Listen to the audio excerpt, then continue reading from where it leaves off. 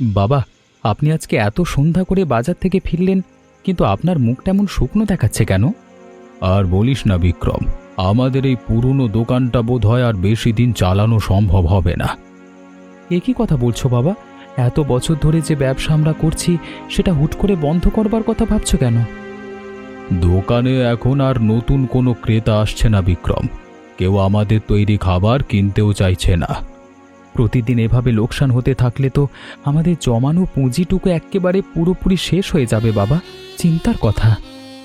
হ্যাঁ, প্রতিদিন দোকান খোলা রাখতেই এখন বাড়তি খরচ হয়ে যাচ্ছে, অথচ বিক্রির খাতা পুরো শূন্য থাকছে আর কি। বাবা, আপনি নিজের মনে আর কষ্ট রাখবেন না। আজকে রাতটুকু যাক, আগামীকাল থেকে আমরা অন্য কোনো নতুন ব্যবসা করব।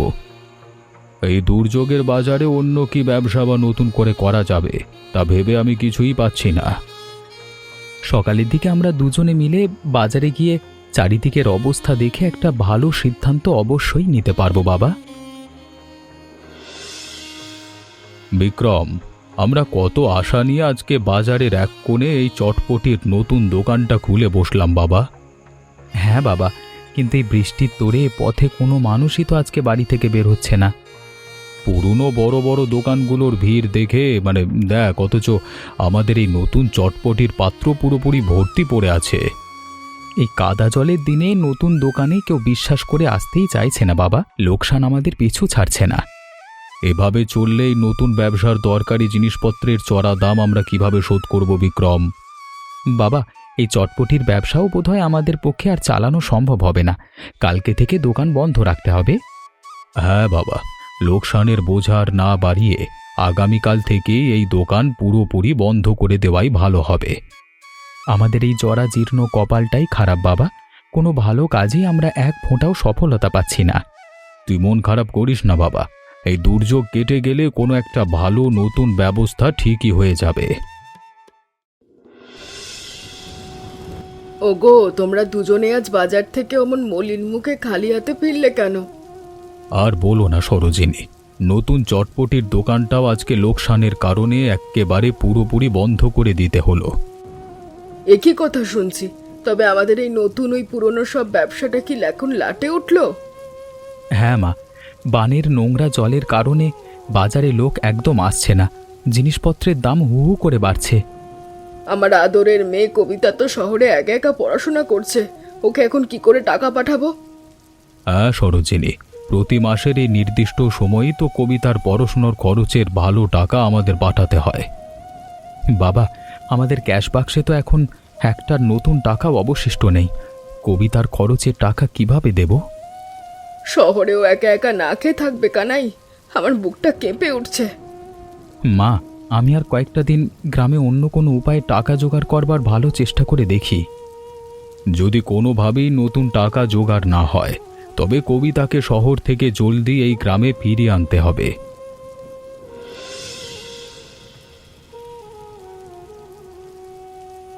ওরে কবিতা, তুই এই বর্ষার দিনে হুট করে শহর থেকে একলা একলা বাড়ি ফিরলি কেন? মা, তোমরা অনেক দিন ধরে শহরে আমার পড়ার খরচটাও বন্ধ করে দিলে, পাঠাতে পারছো না, তাই চলে এলাম। আমাদের ঘরের সব ব্যবসা একেবারে বন্ধ হয়ে গেছে। তোকে টাকা পাঠানোর উপায় ছিল না।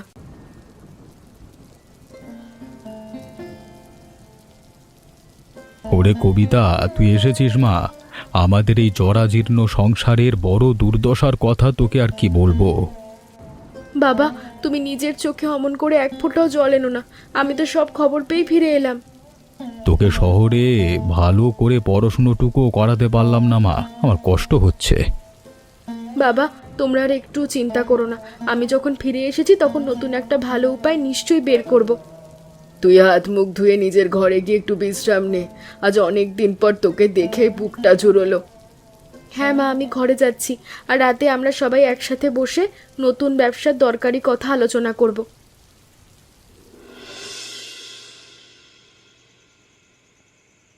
দাদা, আমরা এতদিন ধরে দোকানে যে সাধারণ সবজির পকোড়া বিক্রি করেছি, তা কিন্তু এখন মানুষের আর পছন্দ হচ্ছে না।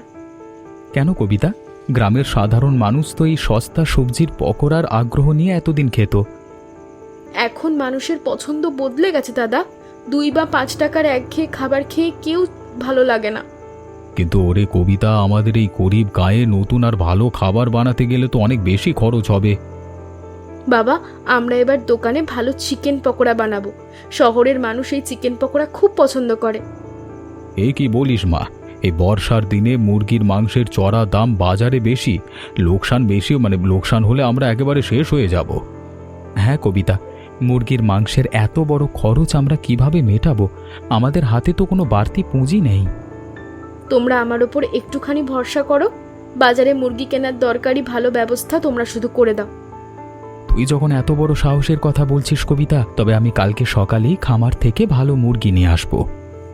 তবে তাই হোক মা, তোর এই নতুন বুদ্ধির জোরেই আমরা কালকে বাজারে চিকেন পকোড়ার ভালো তোড়জোড় শুরু করি। ওরে কবিতা, দেখ দুপুরে রোদ উঠে গেল, অথচ আমাদের দোকানে একটাও নতুন ক্রেতা পা রাখলো না। বাবা, তোমরা অমন করে জলদি অধৈর্য হয়ে পড়ো না। নতুন ব্যবসা শুরু করলে প্রথম প্রথম একটু একটু হয় ওরকম। মুরগির চড়া দামের কারণে আমাদের আজকে অনেকগুলো টাকা এমনিতেই চলে গেছে কবিতা। এই খাবার কেউ না কিনলে তো সব নষ্ট হয়ে যাবে।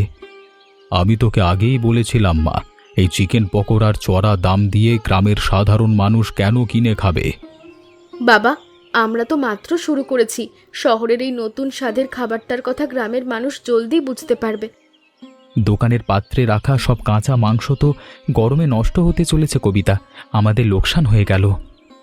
তুই এই যে একেবারে এবার পুরোপুরি ছেড়ে দে মা, আমাদের কপালে মনে হয় কোনো ভালো ব্যবসায় আর অবশিষ্ট নেই। বাবা, প্রথম দিনই এইভাবে মন খারাপ করলে চলবে না। তোমরা একটু ধৈর্য ধরো, দেখবে আমাদের ভালো বিক্রি হবেই। আজকে আর দোকানে বসে থেকে কোনো লাভ হবে না কবিতা, চলো আমরা সব খাবার নিয়ে জলদি বাড়ির দিকে রওনা দিই। যদি এই দুদিনের মধ্যেও আমাদের এই চিকেন পকোড়া ভালো বিক্রি না হয়, তবে তোমরা যা বলবে আমি মেনে নেব। তোর এই জেদের কাছে আমাদের আর কিচ্ছু বলবার নেই কবিতা, তবে আর মাত্র 2 দিনই আমরা তোকে এই সুযোগ দিতে পারি। তুই যখন এত বড় আবদার করছিস মা, তবে আর মাত্র 2 দিনই আমরা এই চড়া দামের মুরগির মাংসের জোগাড় করে দিচ্ছি। ওরে মা, হ্যাঁ তোমাদের এই নতুন দোকানে অমন কিসের পকোড়া কাঠের উনুনের উপর সুন্দর ভাজছ? কাকা, এগুলো হলো মুরগির মাংস দিয়ে তৈরি চিকেন পকোড়া। শহরেই খাবার চলে। হ্যাঁ, তাই নতুন স্বাদের 1 পিস চিকেন পকোড়া খেতে আমাদের মতো সাধারণ মানুষের কত টাকা দিতে হবে মা? কাকা, 1 পিস গরম চিকেন পকোড়ার দাম মাত্র 20 টাকা। বড় শহরে এর দাম বেশি হলেও এখানে সস্তায় পাবেন। দাম তো সস্তা মা, তবে আমাকে জলদি 1 পিস ভালো করে ভেজে প্লেটে দাও, আমি খেয়ে দেখি কেমন লাগে।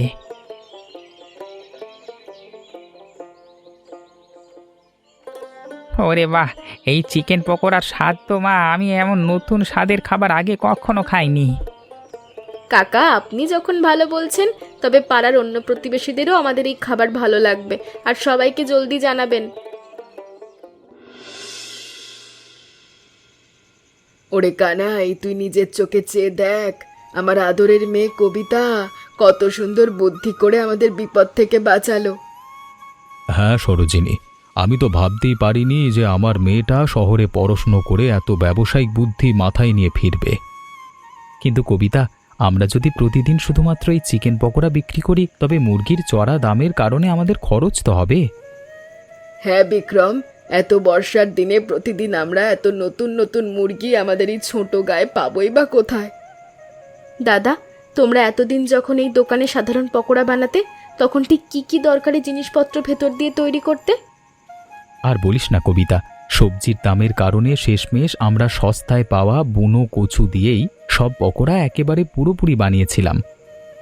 এ তো কাজের কথা শুনলাম দাদা। এবার আমরা তৈরি করব সস্তা কচু আর ভালো চিকেন মেলানো এক নতুন পকোড়া। কচু দিয়ে চিকেন পকোড়া? এ কি অভিনব আর নতুন কথা বলছিস মা! এই নতুন স্বাদের খাবার ক্রেতারা ভালো মনে খাবে তো? হ্যাঁ বাবা, আমরা একটা পাকোড়ার মধ্যে অর্ধেক পরিমাণ সস্তা কচু আর অর্ধেক চিকেন দেব। এতে আমাদের খরচ সহজেই কমে যাবে। ওরে কবিতা, তুই একটু জলদি আয় এদিকে। এই কচু আর মাংসের পরিমাণ কতটা করে কড়াইতে দেব বুঝতে পারছি না। মা, তুমি একদম ঘাবড়ে যেও না তো। আমি তোমাকে নিয়মটা নিজের হাত দিয়ে দেখিয়ে দিচ্ছি। হ্যাঁ মা, এই নতুন স্বাদের কচু আর চিকেনের মেলবন্ধনটা ঠিকঠাক পরিমাপে না মিশলে খেতে ভালো লাগবে না। তুমি কড়াইতে দেওয়ার আগে প্রতিটা পাকোড়ায় অর্ধেক পরিমাণ সেদ্ধ কচু আর বাকি অর্ধেক ভাগে চিকেন কুচি দেবে। ওমা, অর্ধেক কচু আর অর্ধেক চিকেন দিলে তো পকোড়ার ভেতরের পুরটা নরম তুলতুলে হবে। হ্যাঁ মা, আমরা কিন্তু বাজারের ক্রেতাদের কাছে এক ফোঁটাও কোনো নতুন লুকোচুরি না করে সব সত্যি জানিয়ে বিক্রি করব। তুই খাঁটি আর সৎ কথা বলেছিস। ব্যবসার কাজে সততা বজায় রাখলে ওপরওয়ালাও আমাদের এই কাজে সহায় হবেন। একদম ঠিক মা, মানুষ যখন জানবে সস্তা কচু আর ভালো চিকেন দিয়ে নতুন খাবার তৈরি হচ্ছে, তখন আমাদের নামও ছড়াবে। তবে তুই এখন জলদি এই কাঠের উনুনে শুকনো খড়ি গুঁজে দে মা। আমি যত্ন করে প্রথম চালের পকোড়াগুলো লালচে করে ভাজি। ওরে বিক্রম, আজকের এই কচু আর চিকেনের নতুন মেলানো পকোড়া তো বাজারের সব মানুষ কারাকারি করে খেলো বাবা।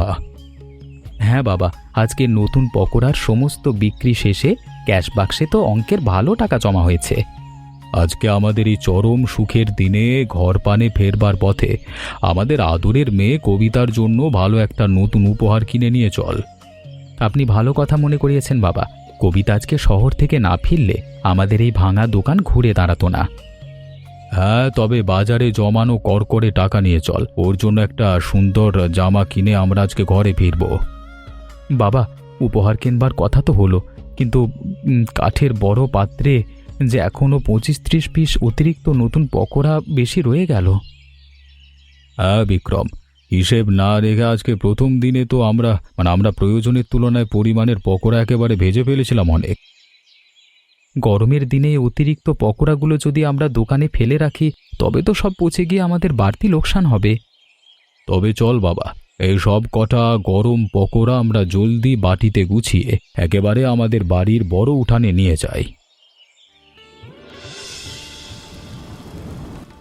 বাবা, দাদা, তোমরা আজ এত রাত করে বাজার থেকে ফিরে আমার জন্য এই লাল রঙের নতুন জামা কিনে আনলে।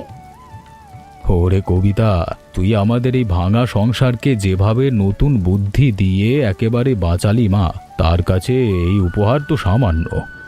হ্যাঁ কবিতা, তুই আজকে দোকানে গিয়ে নিজের চোখে দেখলে খুশি হতিস।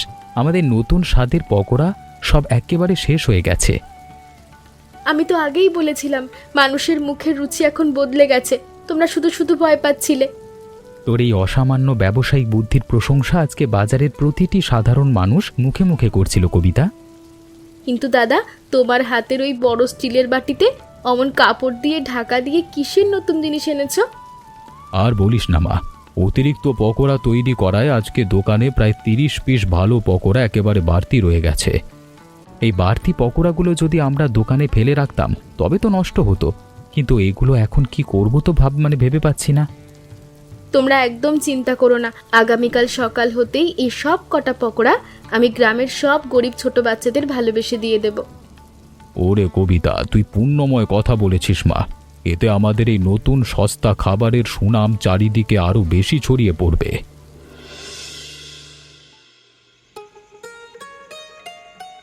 সরোজিনী দিদি, কবিতা মা, তোমরা দুজনেই সাত সকালে পাটি নিয়ে এমন হন্তদন্ত হয়ে পথ ধরে কোথায় যাচ্ছ?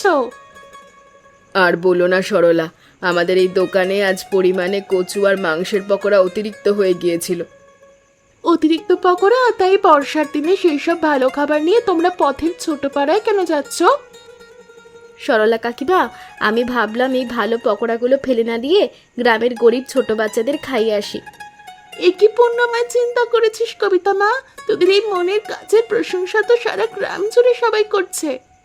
কাকিমা, আপনি যখন সামনে এসেই পড়েছেন, তবে এই আমাদের নতুন দোকানের এই পকোড়া আপনিও খান। ওরে বাবা, ওই কচু আর চিকেন মেলানো পকোড়ার সুবাস তো মনোরম। খেয়ে তো আমার নিজের মনটা ভরে গেল। আমি এখনই পাড়ার সবাইকে কি বলবো দিদি, এমন সস্তা আর পুষ্টিকর স্বাদের খাবার আমাদের এই গ্রামে আগে কখনো তৈরি হয়নি। ওরে বিক্রম, তুই নিজের চোখে চেয়ে দেখ, আমাদের এই নতুন হোটেলে আজকে সকাল থেকেই কেমন ক্রেতাদের উপচে পড়া ভিড় জমেছে বাবা। হ্যাঁ বাবা, বর্ষা কেটে যেতেই আমাদের নতুন ব্যবসা তো রূপ নিয়েছে, এমন চারিদিকে একেবারে ছড়িয়ে পড়েছে। হ্যাঁ আজকে আমাদের এই চরম সুখের দিনে যদি কবিতা শহর থেকে ফিরে আমাদের পাশে এসে না দাঁড়াতো, তবে আমরা একেবারে পুরোপুরি পথে বসে যেতাম। একেবারে ঠিক কথা বলেছ বাবা। কবিতা আমাদের শুধু এই জরাজীর্ণ সংসারেই নতুন আলো আনেনি, আমাদের জীবনে ভরসাও এনে দিয়েছে। দাদা, তুমি অমন করে শুধু আমার একার প্রশংসা করো না তো। তোমরা দুজনে পরিশ্রম না করলে তো এত বড় হোটেলটাই খোলা সম্ভব হতো না। ওরে কবিতা, তুই আমাদের এই নতুন দোকানে একপাশে গরম কচু আর চিকেন পকোড়া রাখিস, আর অন্য পাশে বিক্রম বাকি খাবারের ভালো তোড়জোড় করুক। হ্যাঁ বাবা, দোকানের এক কোণে অন্য সব খাবার থাকলে গ্রামের মানুষজন এখানে এসে তৃপ্তির সাথে পেট পুড়ে খেতে পারবে। আমাদের মূল উদ্দেশ্য তো গ্রামের সব সাধারণ ও গরিব মানুষকে কম খরচে পুষ্টিকর খাবার খাওয়ানো। ব্যবসা তো চলতেই থাকবে। তুই বড় আর মহৎ কথা বলেছিস মা। আমাদের এই নতুন দোকানে ভবিষ্যতে যখনই কোনো নতুন সমস্যা আসবে, তুই আমাদের নতুন বুদ্ধি দিবি।